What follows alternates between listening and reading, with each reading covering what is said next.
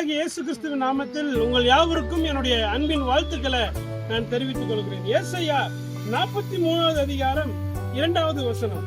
நீ தண்ணீர்களை கடக்கும் போது நான் உன்னோடு இருப்பேன், நீ ஆறுகளை கடக்கும் போது அவைகள் உன் மேல் புரளுவதில்லை, நீ அக்னியில் நடக்கும் போது வேகாதிருப்பாய், அக்னி ஜுவாலை உன் பேரில் பற்றாது. எனக்கு பிரியமான தேவனுடைய பிள்ளைகளே, வேதம் மிக தெளிவாய் சொல்கிறது, நான் உன்னோட கூட இருப்பேன். இது ரொம்ப முக்கியமான ஒரு வசனங்க பைபிள்ல. நிறைய இடத்துல ஆண்டவர் இந்த வார்த்தையை பேசி இருக்கிறார். நான் உன்னோட இருப்பேன், உன்னோட இருப்பேன், உன்னோட இருப்பேன். அப்படி ஆண்டவர் பேசி இருக்கிற எல்லா இடத்திலும் நீங்களும் நானும் கவனமாய் பார்க்க வேண்டிய ஒரு காரியம், கர்த்தர் என்னோட கூட இருக்கிறார். பாருங்க, நம்மளுடைய பயணங்களிலே கர்த்தர் நம்மோடு கூட இருக்கிறார்.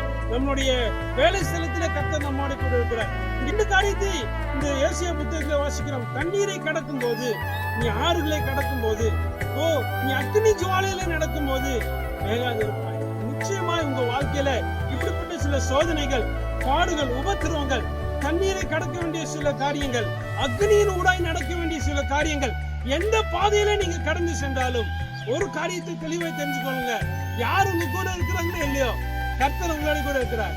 கர்த்தர் நிச்சயமா உங்களை ஆசீர்வதிப்பார், உங்களை பாதுகாப்பார். God bless you. ஆமென்.